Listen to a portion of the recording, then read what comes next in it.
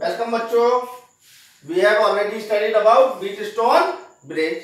Now in this session we will study the application of Wheatstone bridge in meter bridge. Let me recall Wheatstone bridge. We have taken 4 resistors and we arrange them in form of one quadrilateral such that 4 resistances are connected to 4 arms of any quadrilateral, and we have established the balance condition. That means if no current is flowing through galvanometer, then we are able to prove P by Q is equal to R by S. You all are aware of P, Q, R and S, that in previous lecture already we have completed.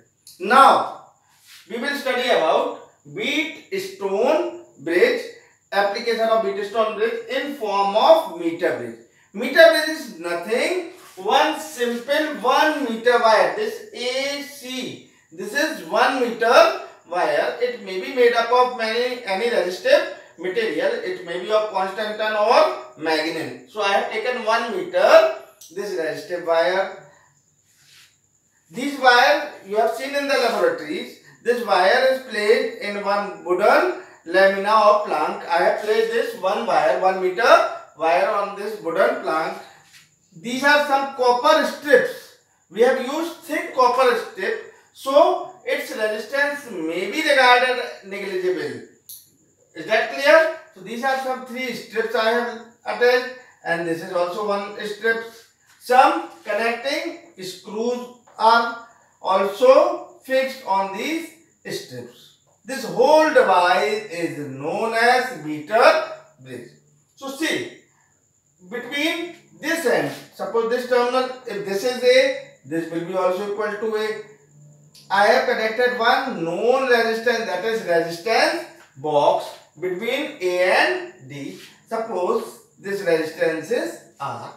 Between C, if this point is C, obviously this is thick copper strip, so this point will be also equal to C. So between C and D, I have connected another resistance X, and maybe this resistance is unknown, whose value we want to find. This is unknown resistance.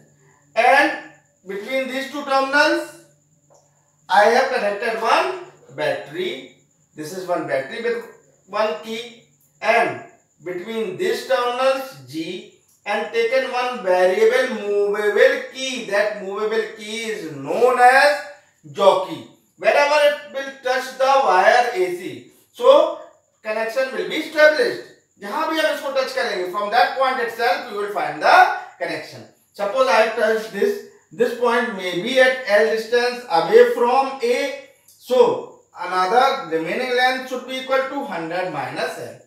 Now I have simply rearranged these resistance in form of this circuit. Suppose this is point A. This is point B. The point where jockey is touching the wire is B. Last point I have taken C, and this point is D. If resistance per unit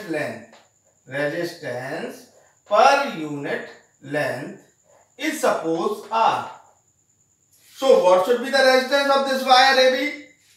AB wire will be equal to L into R, and resistance of this wire BC, it should be equal to 100 minus L into R.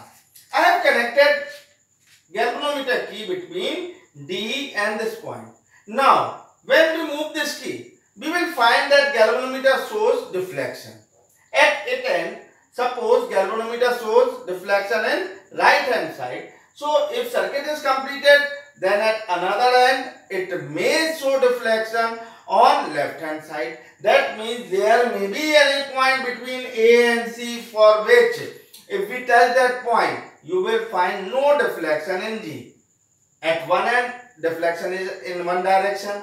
At another end, deflection is in another direction. That means there may be one point for which there may be no deflection.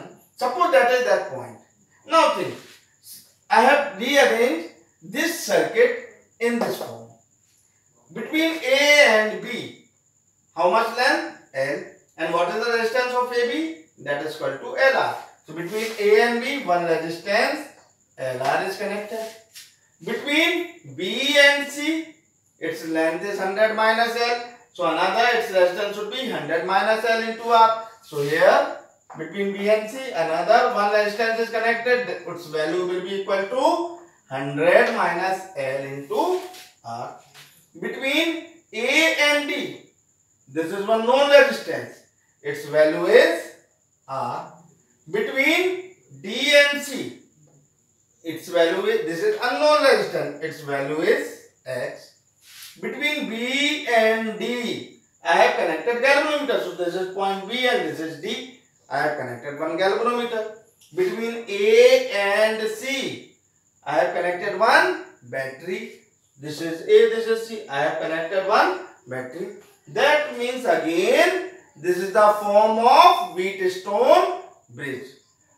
Second condition, I have adjusted the point B in such a way that galvanometer shows null reflection. That means no current is flowing through galvanometer. Obviously, we are trying to form the balance condition of Wheatstone bridge. When no current is flowing through galvanometer, then bridge is said to be in balance condition. And if we will write the balance conditions, so we will find that ratio of these two resistance should be equal to ratio of these two resistance. This resistance is LR. This resistance is 100 minus L into R. This resistance is R and this is X. R and R cancel. Obviously, X is equal to R into 100 minus L divided by L. This is the value of unknown resistance. So in this way, we can find the value of unknown resistance X, that is equal to R into 100 minus L divided by L. To repeat the experiment, I have taken not R is not a fixed resistance. I have taken resistance Bob. So suppose if we want to repeat the experiment, we can change the value of R. Obviously, balance condition will change. Ratio of these two arms should be always equal to ratio of these two resistances. So again, balance condition will be changed. But if X is not changed, then obviously you will find that L will be changed in accordance to R. So that value of X will be constant. We can repeat the experiment. Same way, suppose I am having more than one resistance. This is one resistance. Suppose this is resistance X. I find the value of X by using this. Again, I have replaced another resistance Y. So I may find the value of X and Y. Suppose I have connected both resistance in such a way. I have connected X and Y. Now these two resistances are connected parallelly. What may be its resultant?